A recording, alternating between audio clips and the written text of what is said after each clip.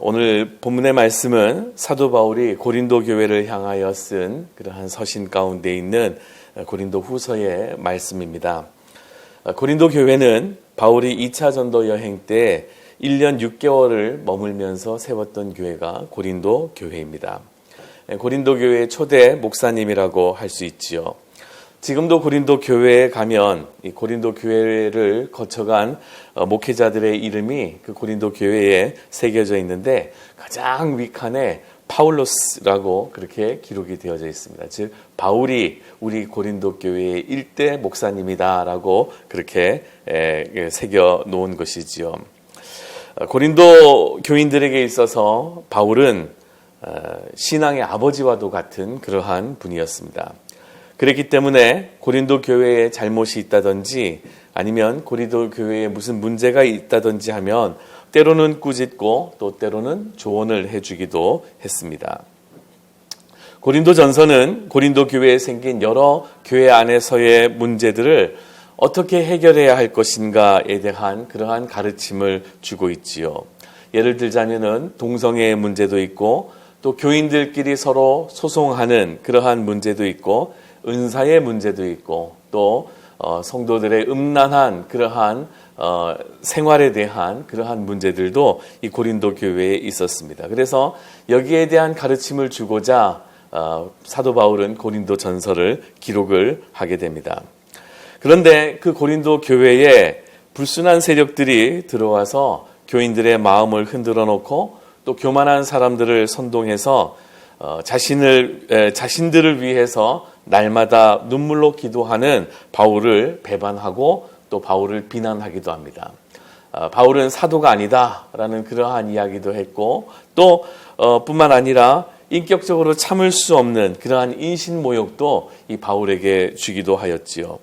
고린도 후서를 쭉 읽어보면은 사도에 관한 사도권에 관한 그러한 문제 이외에도 바울의 생긴 모양을 보고 비난을 하기도 하고 대머리에다가 말하는 것도 시원찮고 앞에서는 겸손한 척하지만 뒤에서는 담대한 그러한 바울이라고 하면서 이 바울에게 그를 흉을 보면서 아주 깊은 상처를 이 바울에게 주게 됩니다. 그렇게 인격적으로 감당할 수 없는 모욕을 받고 인신공격을 당했다면은 누가 다시 그들을 보려고 하겠습니까? 제가 만약에 그러한 공격을 당했다고 하면 마음의 상처를 받고 치료해도 몇 년이 지나도 다시는 그 교회는 가지도 않겠다라고 그렇게 아마 생각을 할 것입니다. 그런데 자기가 개척한 교회의 교인들로부터 배신을 당하고 모욕을 당했으며 깊은 마음의 상처와 흉터를 그들이 주었지만 그들을 향하여 이 고린도 교회 교인들을 향하여 다시 성도로서 귀한 가르침을 바울이 자기가 선생된 바울이 성도들에게 귀한 가르침을 그들에게 주게 됩니다. 그것이 바로 오늘 본문의 말씀인 고린도후서 6장 11절부터 13절까지의 말씀이 되겠지요. 오늘의 말씀을 그냥 간단하게 요약을 하면은 내 마음을 넓혔으니 여러분들의 마음도 넓히라고 그렇게 말하고 있는 것입니다. 여러분들을 향한 내 마음을 넓혔으니 이제 여러분의 마음을 넓히실 그러한 차례다라고 바울은 이야기를 하고 있는 것입니다. 여러분 우리도 마음을 넓혀야 합니다. 아멘. 마음을 넓히십시오. 마음은 우리의 눈으로 볼 수 없고 그리고 만질 수 있는 것도 아닙니다만 마음은 우리의 삶의 많은 부분을 차지하고 있고 또 많은 부분에서 영향력을 주고 있습니다. 그래서 오죽하면 마음먹기에 달렸다라는 그러한 말도 있지 않습니까? 우리 기독교인들은 넓은 마음을 가져야 합니다. 오늘의 설교는 사실 저에게 주시는 하나님의 말씀과 또 하나님의 영감이라는 생각을 가집니다. 요즘 제 마음이 자꾸 좁아지는 것 같아요. 자꾸 부정적인 생각을 하고 그리고 움츠러들고 하여튼 마음이 많이 좁아지게 됩니다. 목회를 하다 보면 교인들 중에 아픈 분도 계시고 또 사업이 잘 안 되는 그러한 분들도 있고 또 돌아가시는 그러한 분들도 있는데 당연한 것인데 그럴 수 있는 것인데도 괜히 담임인 제가 기도가 부족한 것 같고 그리고 능력이 부족한 것 같고 그렇습니다. 뭔가 계획하고 그 계획을 추진할 때에 힘차게 추진해야 하는데 앞에 자꾸 장벽이 가로막히고 그러한 일들이 생기다 보면은 괜시리 마음이 좁아들기 마련인 것이지요.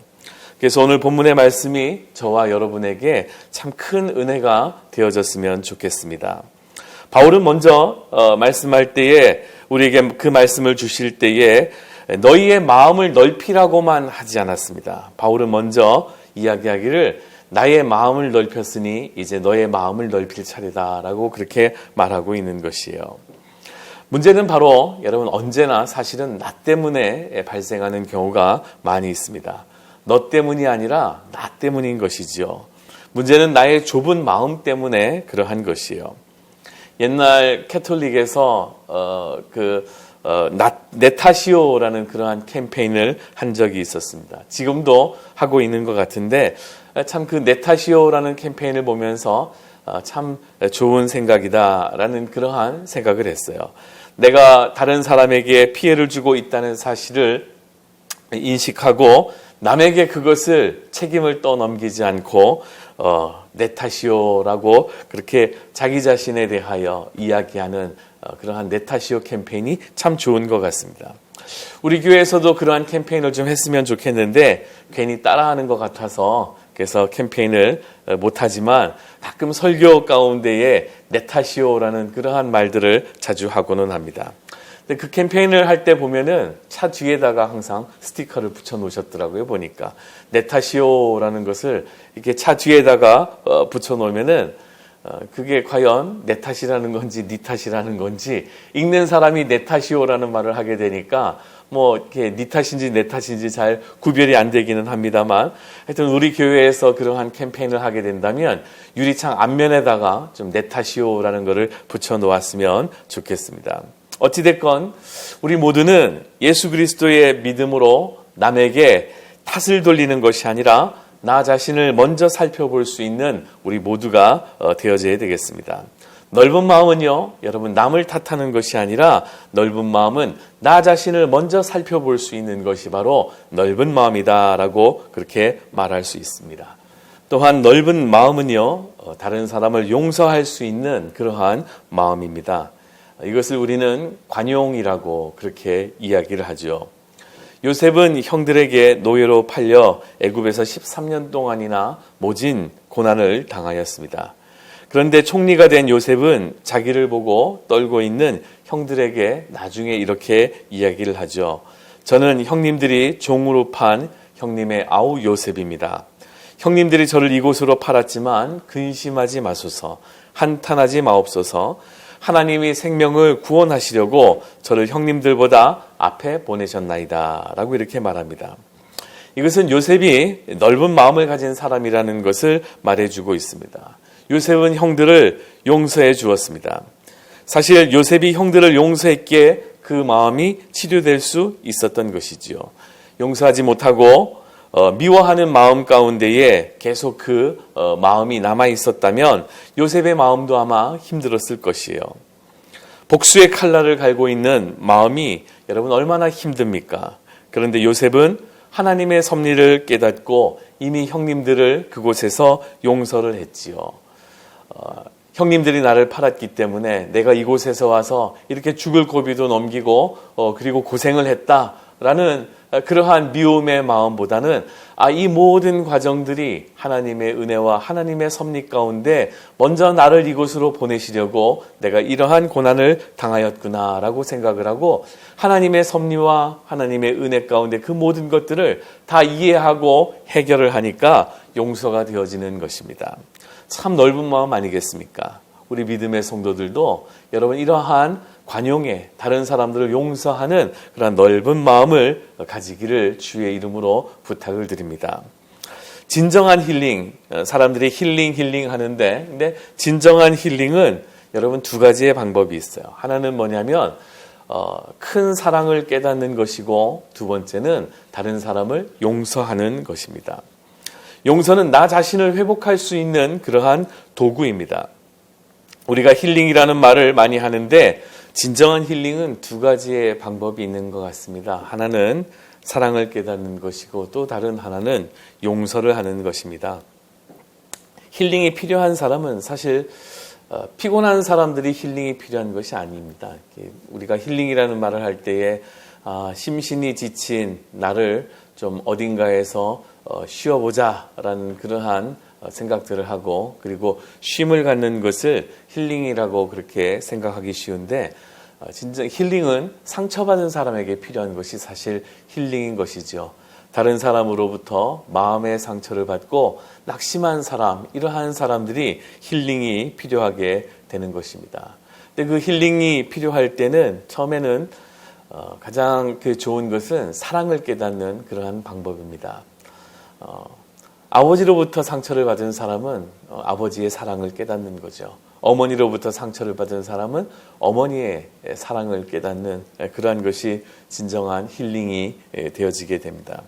그리고 나 자신이 먼저 상처받을 수 있는 그러한 영혼이라는 것을 깨닫고 그 안에서 다른 사람을 용서할 수 있는 그 마음이 또 그 자세가 바로 나를 힐링하는 그러한 나를 치유하는 그러한 방법이라고 할 수 있습니다. 용서는 나 자신을 회복할 수 있는 그러한 도구입니다. 우리가 힐링이라는 말을 할 때에 진정한 힐링은 내 안에 남에게 또 나에게 진정한 용서를 해줄 수 있을 때에 그때의 힐링이 되어지게 되는 것이죠. 우리는 예수님의 십자가로 용서를 받았습니다. 그리고 그 용서의 사랑을 본받아 이제는 용서할 수 있는 그러한 관용의 넓은 마음을 가졌으면 좋겠습니다. 네. 그리고 이제 세 번째는 우리가 넓은 마음이라고 한다면 그 넓은 마음은 인색하지 않은 그러한 마음이라고 할 수 있을 것이에요. 좁은 마음을 가지고 있는 사람을 밴댕이 소갈딱지라고 그렇게 말을 합니다. 물론 씀씀이가 허세만 차 있는 것이 더 문제이기는 하지만 그렇다고 모든 것에 대하여 아까워하면서 물질에 벌벌벌벌 떠는 그러한 모습은 여러분 더 문제인 것이에요. 하나님이 내 것이라고 말을 한다면 내 것도 하나님의 것이라고 고백할 수 있는 우리 성도들이 되어져야 합니다.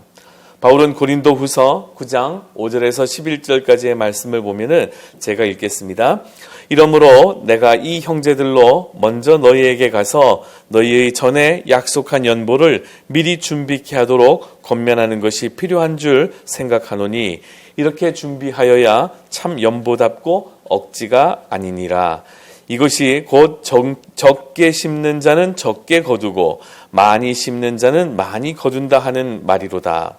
각각 그 마음에 정한 대로 할 것이요 인색함이나 억지로 하지 말지니 하나님은 즐겨 내는 자를 사랑하시느니라. 하나님이 능히 모든 은혜를 너희에게 넘치게 하시나니 이는 너희로 모든 일에 항상 모든 것이 넉넉하여 모든 착한 일을 넘치게 하게 하려 하심이라. 기록한 바 저가 흩어 가난한 자들에게 주었으니 그의 의가 영원토록 있느니라 함과 같으니라. 심는 자에게 씨와 먹을 양식을 주시는 이가 너희 심을 것을 주사 풍성하게 하시고 너희 의의 열매를 더하게 하시리니 너희가 모든 일에 부요하여 너그럽게 연보를 함은 저희로 우리로 말미암아 하나님께 감사하게 하는 것이라. 오늘 이 본문의 말씀 고린도후서는 예루살렘 교회를 우리가 돕자라는 그러한 말로서 사실 그 내용이 기록이 되어져 있는 것입니다. 예루살렘 교회를 위해 연보하는 일에 억지로 하지 말고 또 인색하지 말자라고 그렇게 권면하고 있지요. 특별히 예루살렘 교회의 성도들은 유대인들이지만 예수 믿는 사람들로 개종한 그러한 사람들이었습니다. 그들은 이제 예수를 믿기로 했기 때문에 핍박을 당하였고 때로는 경제적인 차별도 그들은 당하였던 것이지요. 거기에다가 예루살렘의 기근까지 들었으니까 참 그들의 삶이 말이 아니었을 것입니다. 여기에 대하여 바울은 예루살렘 교회를 돕기 위하여 소아시아 지역과 마게도니아 그리고 아가야 지방의 교회들에게 연보할 것을 권유하였던 것 같습니다. 바울은 정말 그는 신앙 안에서 참 넓은 그러한 마음을 가졌습니다. 왜냐하면 예루살렘 교회 율법주의자들이 당시 바울을 탐탁하게 생각하지 않았어요. 그랬기 때문에 바울을 늘 바울에게 핍박을 가했고 또 바울이 사도가 아니라고 말하는 사람들도 사실 예루살렘 교회의 율법주의자들이었습니다. 그럼에도 불구하고 바울은 고린도 교회의 성도들을 권면하여 우리가 억지로도 말고 인색함으로도 말고 이 예루살렘 교회를 도와주자라고 그렇게 권면하고 있었던 것입니다. 인터넷에 있는 글인데요.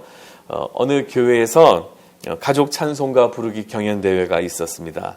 차례대로 가정이 나와서 찬송을 불렀습니다. 그런데 김 집사님 가정이 가사를 틀렸습니다. 교인들이 이제 그 김 집사님이 틀리는 것을 보고 까르르 웃었지요. 순간적으로 그 가족은 부끄러워서 얼굴이 새빨개졌습니다. 다음이 목사님 가정 차례였습니다. 그런데 목사님도 찬송을 부르다가 그 가사가 틀렸습니다. 교인들은 또 목사님도 틀렸다고 까르르 웃었습니다.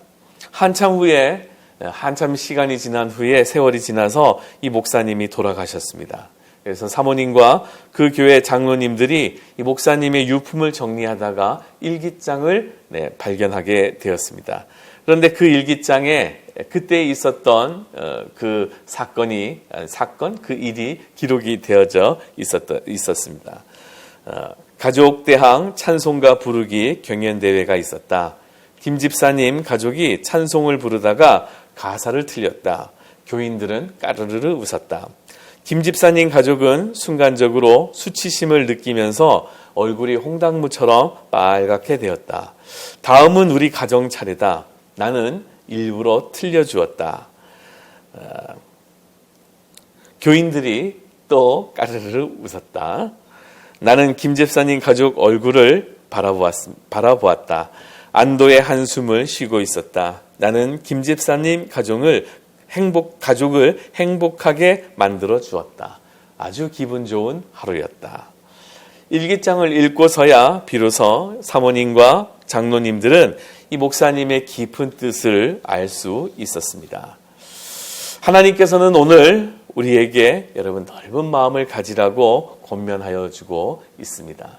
다른 사람을 생각하고 그리고 그 다른 사람이 안도의 한숨을 쉴 수 있도록 또 다른 사람이 부담 가지지 않도록 또 다른 사람이 슬퍼하지 않도록 또 다른 사람이 상처받지 않도록 여러분 다른 사람을 배려해 줄 수 있는 그런 넓은 마음을 우리가 가졌으면 좋겠습니다. 그리고 네 번째 넓은 마음은 담대한 마음입니다. 세상의 고난과 역경이 나에게 닥쳐온다 할지라도 하나님의 말씀을 의지하며 나아갈 수 있는 그러한 마음이 여러분 담대한 마음 아니겠습니까? 이것이 넓은 마음이에요. 세상에 파도가 덮쳐온다 하면은 사람들은 그 마음이 움츠러들기 마련인데 하나님이 나와 함께 계시니 하나님이 나와 함께 계심으로 내가 하나님의 말씀으로 이 모든 것들을 이겨나가겠다라는 그러한 그 마음이 담대한 마음인 것이지요. 저는 우리 교회 청년들에게 그러한 이야기를 가끔 합니다. 너희가 청년의 때에 신앙으로 모험을 하라고 그렇게 이야기합니다. 나중에 나이가 들면 신앙으로 모험을 하고 싶어도 내 삶 가운데 걸리는 것이 참 많을 거라 오히려 그게 참 어렵다라고 이야기를 하죠. 너희가 나중에 결혼을 하면 아내가 생기고 또 자식이 생기게 되면 그때는 정말 신앙적으로 모험하는 것이 아주 큰 결단이 되어져야 하는데 그 훈련을 지금부터 너희들이 하라고 그렇게 이야기를 합니다. 여러분들도 여러분 신앙으로 한번 모험을 해보시기 바랍니다. 담대한 마음을 가지고 그 넓은 마음을 가지고 하나님의 말씀으로 세상을 시험하면서 여러분 한번 나아가 보시기를 바랍니다. 그것이 여러분 넓은 마음 아니겠습니까? 결코 움츠러들지 마십시오. 하나님의 말씀에 목숨을 걸고 나가는 담대한 믿음의 마음이 여러분 넓은 마음인 것입니다.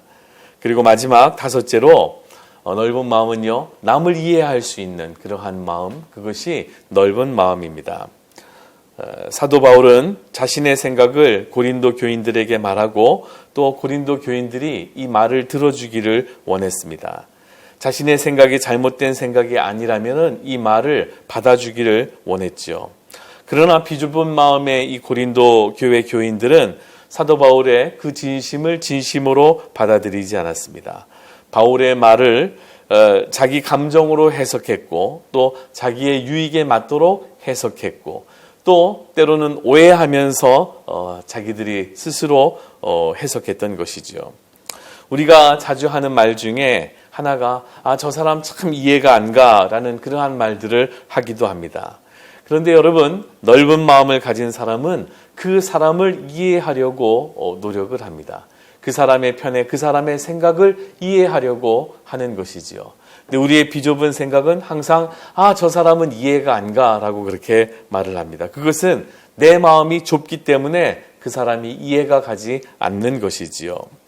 좁은 마음을 가진 사람은 사람을 좁게 보지만 넓은 마음을 가진 사람은 넓게 보기 때문에 더 많은 것들을 볼 수 있고 더 많은 것들을 이해할 수 있고 또 상대방을 용납할 수 있게 되는 것이지요. 믿음의 성도들은 그래서 더 넓은 마음을 가져야 하는 것입니다. 시편 119편 32절 말씀에 보면 주께서 내 마음을 넓히시면 내가 주의 계명의 길로 달려가리이다 라고 말합니다. 주께서 내 마음을 넓혀주시면 내가 하나님의 말씀을 붙잡고 그 길로 달려가겠다라는 것이요.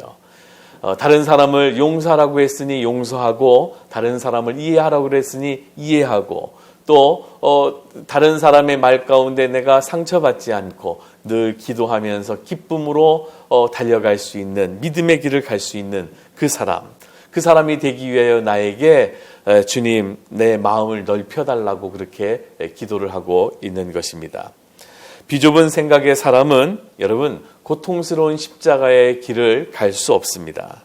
넓게 보고 넓게 생각하는 넓은 마음의 사람만이 갈 수 있는 것이 십자가의 길이지요. 넓은 마음은 하늘의 세계를 향하여 열려져 있는 마음이고 영원한 세계를 향하는 그러한 사모하는 마음이 바로 넓은 마음인 것입니다. 삶의 시선이 아래에게만 향해 있는 사람, 어리석은 부자처럼 먹고 마시며 즐기는 것으로 인생의 보람을 삼는 사람, 눈앞의 이익에만 사로잡혀 있는 사람, 이 모두가 다 생각의 폭이 좁은 그러한 사람이라고 할 수 있습니다. 다니엘은 포로의 신분으로 바벨론에 살고 있었지만 하루 3번씩 예루살렘을 향하여 창문을 열어놓고 기도를 했습니다. 이 창은 다니엘이 거주하고 있던 그 집의 창이었지만 사실은 다니엘의 마음의 창이었던 것이지요. 그래서 하나님을 향하여 매일 문을 열어놓고 그리고 하나님의 성전이 있는 그 예루살렘을 향하여 그 창문을 열어놓고 그가 기도했던 것입니다. 다니엘에게 기도하는 것을 멈추라고 했지만 그러나 그는 그의 마음의 창이 좁아지지 않았습니다. 그는 그 명을 어기고 계속 기도하였고 결국에는 핍박을 당하는 그러한 일들까지 생기게 되죠. 그에게 가장 큰 삶의 의미는 바로 하나님을 섬기는 것이었기 때문에 그 신앙에 대하여 회방한다 할지라도 그것에 대하여 마음을 좁히지 않았던 것입니다. 여러분, 우리 그리스도인의 마음도 좁아지지 않았으면 좋겠습니다. 때로는 가난 때문에, 때로는 삶의 문제 때문에 여러분 하나님을 향한 그 마음이 좁아지지 않았으면 좋겠습니다. 이와 같이 좁은 마음의 사람에게는 그 마음 가운데 잡음이 계속되어지고 엎치락뒤치락 하는 그러한 일이 있지만 넓은 마음의 사람은 언제나 평화스럽고 고요하고 동요되지 않는 것입니다. 참으로 중요한 문제에 대하여는 침묵하고 관심을 기울이지 않으면서 지극히 작은 문제에 대해서는 지나치게 관심을 가지고 요란스럽게 소리를 내는 것은 폭넓은 그리스도인의 모습이 아닌 것이지요. 모든 것을 다 품을 수 있는 넓은 마음과 모든 것을 다 갖춘 넓은 마음으로 저 높은 곳을 향하여 저 넓은 곳을 그 비전을 향하여 날마다 나아가는 저와 여러분이 되시기를 주의 이름으로 간절히 축복합니다.